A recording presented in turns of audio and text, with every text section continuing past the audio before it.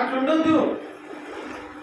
నేనేం కోరుకుంటున్నా, సంఘాభివృద్ధి కోసం నా మందిరంలో ఆహారం సమృద్ధిగా ఉండినట్లు అని వాక్యం ఉందా లేదా?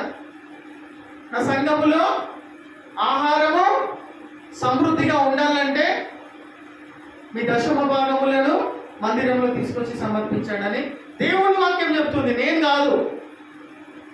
ఇప్పుడు దేవుని మందిరంలో ఆహారం అంటే ఏంది? ధననిధులు.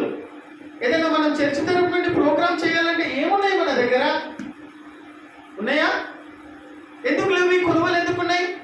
దేవుడు చెప్తున్నాడు, నా మందిరంలో కొనుగోలు ఉండొద్దు, సమృద్ధి అనేది ఉండాలంటే అందరూ కూడా వారి వారి దశమ భాగాలు తీసుకొచ్చి సమర్పించాలా?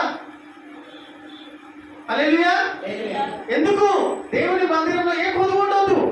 ఏదైనా ప్రోగ్రామ్ కానీ ఏదైనా ప్రేయర్ మీటింగ్ పెట్టియాలనంటే ఆ కొనుగోలు అనేది ఉండొద్దు. అది ఏర్పడుతున్నది మన మందిరంలో. అంటే ఇప్పటికీ ప్రతి ఆదివారం రోజున కూడా సిద్ధపడకుండా 5 రూపాయలు, 10 రూపాయలు, 10 రూపాయలు, 20 రూపాయలే ఇస్తూ ఉన్నారు. ఇప్పటికీ ఈ రోజుకి కూడా మీరు కొంతమంది 10-20 రూపాయలు జేబులో పెట్టుకొని వచ్చిండ్రు. ఏడు సమృద్ధి ఉంటుంది దేవుని మందిరంలో. ఏదైనా ప్రోగ్రామ్ చేయాలని అంటే మేమిద్దరం ఎంత బాగుపడినా ఎంతో కొట్టుకున్నా కానీ కూడా ఏం చేయగలుగుతాం? మేమిద్దరం మేము దేవుని సేవ చేయడానికి మా జీవితాలను సమర్పించుకొని ఇక్కడ ఉన్నాం. అది కాకుండా వేరే చిన్న చిన్న బిజినెస్లు కూడా చేసుకుంటా మేము మందిరానికి పెట్టుకొని వస్తున్నాం. అలా ఉండకుండా ప్రియమైన వాళ్ళారా, దేవుని మందిరంలో ఆహారం సమృద్ధిగా ఉండడానికి ఏదైనా ప్రోగ్రామ్ చేయాలన్నా, ఏదైనా ఇది చేయాలనుకున్నా ఏం చేయలేము. మనం దీన పరిస్థితి ఎందుకంటే మనం అట్లున్నాం. ఈ రోజు నుండి అయినా మరలా చెప్తున్నా, ఇచ్చుటలనే నీకు ఆశీర్వాదం ఉండదు. హల్లెలూయా. ఈ రోజు నుండి ఇంకో విషయం చెప్తున్నా ప్రియమైన వాళ్ళారా, దశమ భాగము విషయంలో ఇతరులు జోక్యం చేసుకోవద్దు. వాళ్ళ చేతులు కాలిపోతాయి. నీ దశమ భాగం నీకు సంబంధించింది. నీ దేవుని మందిరానికి నువ్వు స్వయంగా తీసుకొచ్చి సమర్పించాలా. దశమ భాగము నా సొత్తు అని దేవుడు చెప్పిండు. నా సొత్తు అని చెప్పిన తర్వాత తండ్రి కానీ, తల్లి కానీ, అక్క కానీ, చెల్లె కానీ, భార్య కానీ అందులో చేయి పెట్టొద్దు. దేవుని సొత్తు అని చెప్పబడిన తర్వాత నువ్వెవరిని మధ్యలో వచ్చి చేయబెట్టి ఇది అక్కడ ఇయ్యాల దశమ భాగము, అది అక్కడ ఇయ్యాలని చెప్పడానికి నువ్వెవడివి? దేవుని సొత్తులో ఏలు పెట్టడానికి నువ్వెవడివి? తప్పు. చేతులు కాలు చేస్తాడు ఆయన. హల్లెలూయా. హల్లెలూయా. ఎదిగిన సంఘాలకు మీరు ఇంకా ఎంతగానో పెట్టుకుంటే వెళ్తాను చెప్పండి. మీ దివ్య దృష్టి, మీ దృష్టి అంతా ఎదిగిన సంఘాలలోనే మేము ఇస్తే దేవుడు ఆ ఎదిగిన సంఘాలలోనే మమ్మల్ని ఆశీర్వదిస్తున్నారని అనుకుంటున్నారా? అది మీ భ్రమ, మీ భ్రాంతి. మిక్కిలి అల్పులైనటువంటి ఇట్లాంటి వాళ్ళకి మీరు సహాయం చేయండి. మిక్కిలి అల్పులైనటువంటి చిన్న చిన్న సంఘాలకు మీరు అభివృద్ధి బాటలో నడిపించే దాని మీద ఫోకస్ పెట్టండి. చూడండి, మీరు ఊహించలేని రీతిలలో మీకు సంబంధాలు వస్తాయి. అక్కడ నుండే వస్తాయని మీరు అనుకున్నది చాలా పొరపాటు. అక్కడనే మేము దశమ భాగాలు ఇస్తే మా పిల్లలకు పెళ్లిళ్ళు అయితే మేము చచ్చిపోయినా కానీ కూడా మనం పంచుకున్నది పొరపాటు. ఇటువంటి సంఘాలకు ఒకసారి మీరు హెల్ప్ చేసి చూడండి. ఇటువంటి సంఘాలకు మీ దశమ భాగాలు పట్టుకొని రండి. ఇటువంటి సంఘాలకు మీరు ధాన్యము, ధననిధులు సమృద్ధిగా చాతనైనటువంటి విధంగా చేయండి. దేవుని నీతిని, దేవుని రాజ్యంలో వెతుకుతున్న బిడ్డలైతే మీరు ఎదిగిన సంఘాలకి ఇంకెన్ని సంవత్సరాలు పెట్టుకుంటూ తిరుగుతారు? వాళ్ళకు ఒక కమిటీ అనేది ఉన్నది, వాళ్ళకు ఒక సిస్టమ్ అనేది ఉన్నది. మన సంఘంలో ఏం లేదు.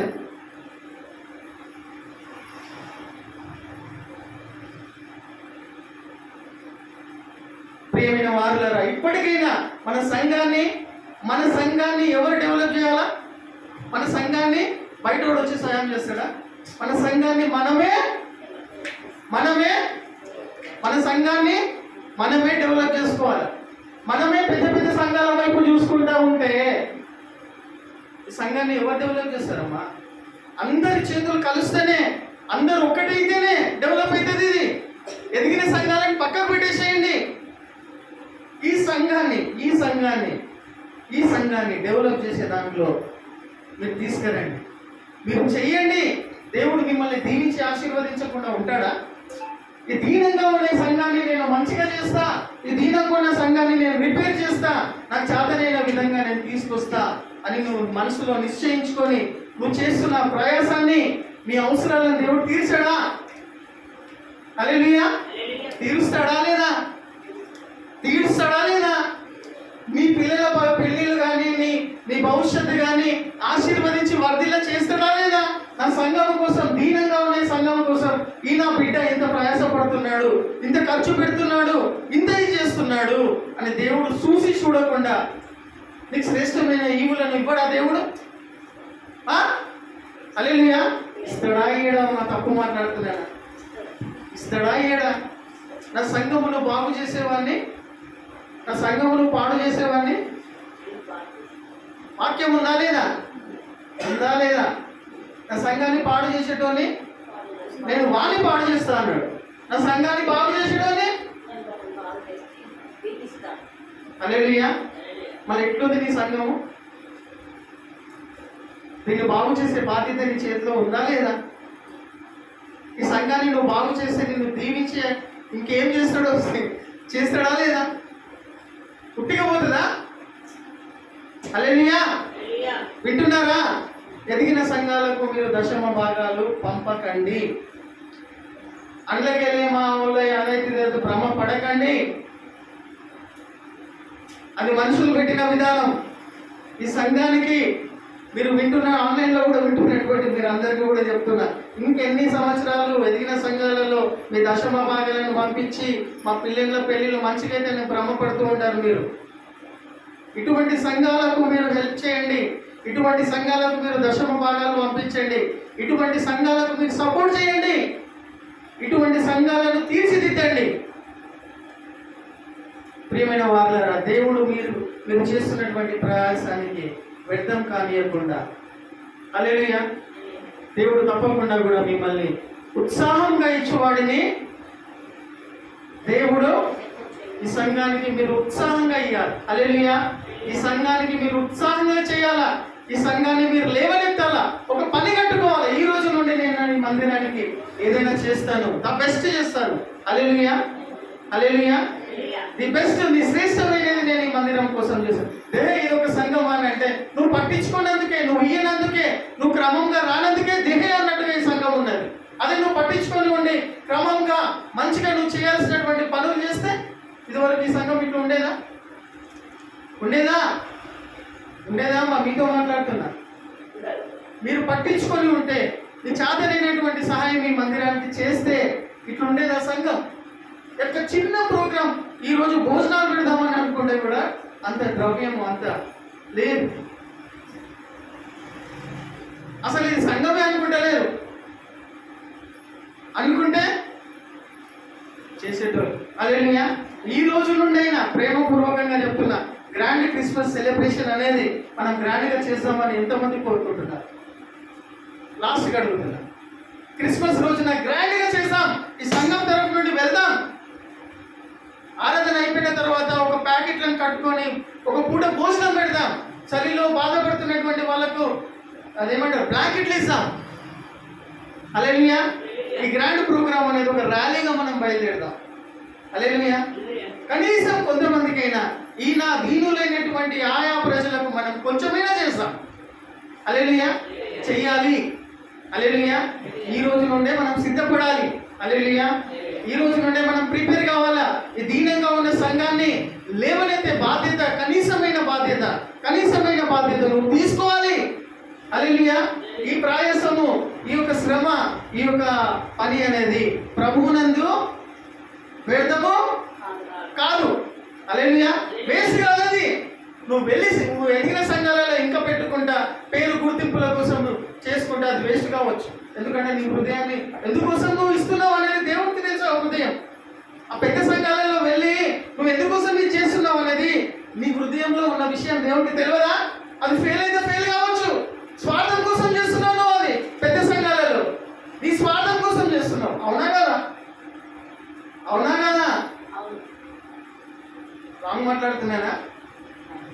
అదే ఇక్కడ ప్రభువునందు నువ్వు చేస్తున్న అదే ప్రయాసము ఏ ఉద్దేశం కోసం చేస్తున్నావు చెప్పండి? అదే ప్రయాసము, అదే దశమ భాగాలు ఇవ్వడము, అదే డెవలప్మెంట్ ప్రోగ్రామ్ అనేది ఏ ఉద్దేశం కోసం చేస్తున్నావు? సంఘంలో డెవలప్ అవ్వాలి, సంఘం ఎదగాలనే ఉద్దేశంతో చేస్తున్నావు. అది వ్యర్థమవుతుందా? హల్లెలూయా. అవుతుందా అమ్మా? అవుతుందా? పెద్ద సంఘాలలో చేస్తే నీ స్వార్థం, నీ బిడ్డ పెళ్లి, నీ కొడుకు పెళ్లి కోసం చేస్తావు. అది వ్యర్థం కావచ్చు, పేరు కావచ్చు. హల్లెలూయా. కానీ ప్రభువు మందిరం కోసం ఈ దీనమైన పరిస్థితి సంఘం కోసం నువ్వు చేస్తే it shall not be go in vain, it shall not be wasted. Hallelujah, hallelujah, hallelujah. ప్రియమైన వారలారా, ఒక్క చివరి వచనం చదువుకొని మనం ప్రార్థనలోకి వెళ్ళిపోదాం. ప్రార్థన చేసుకొని ముగించుకుందాం. చదవండి. ఇటువంటి హృదయం లేకపోతే, ఇటువంటి హృదయం మనకు లేదు, ఒప్పుకోవాలి. ఈ ప్రార్థన చేసుకొని మనం ముగించుకుందాం.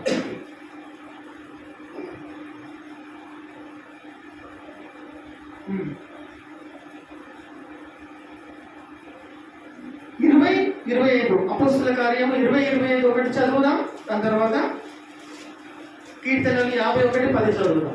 చదవండి త్వరగా, ఒక్కొక్కరు చదవండి. కీర్తనలు 1 చదవండి, అపోస్తల కార్యం 1 చదవండి, అపోస్తల కార్యం 20-35 ఒకటి చదవండి. తర్వాత కీర్తనలు వేరేలు తీయండి, చదవండి. మీరును ఇలాగ ప్రయాసపడి బలహీనులను, చూసారా, మీరును ఇలాగ ప్రయాసపడి బలహీనులను సంరక్షింపవలెననియు పుచ్చుకొనుట కంటే ఇచ్చుట ధన్యము. హల్లెలూయా. మళ్ళీ చదువు వాక్యం గట్టిగా. మీరును ఇలాగ ప్రయాసపడి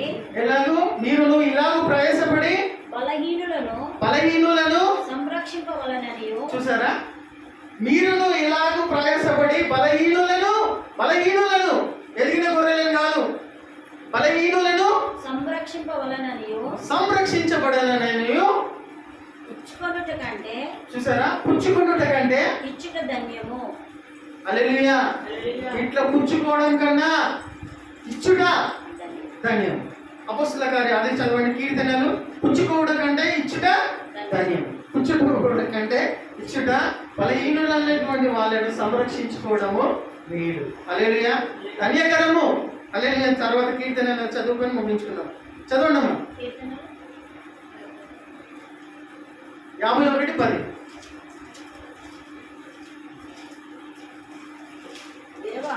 దేవా నా యందు, చూసండి ప్రియమైన వారలారా, ఇట్లాంటి హృదయం లేకపోతే ఈ ప్రార్థన చేయాలి. దేవా నా హృదయము నాకు కలుగజేయుము. దేవా నా యందు శుద్ధ హృదయము కలుగజేయుము. నా అంతరంగములో స్థిరమైన మనసును నూతనముగా పుట్టించుము. లేచి నిలబడి ఈ ప్రార్థన చేసుకుందాం. ఇటువంటి హృదయం, ఇటువంటి మనసు లేకపోతే నా హృదయంలో ప్రభువా ఈ మందిరం డెవలప్ కావడానికి, నా వంతు పని నేను చేయడానికి శుద్ధ హృదయం నాకు దయచేయి ప్రభువా.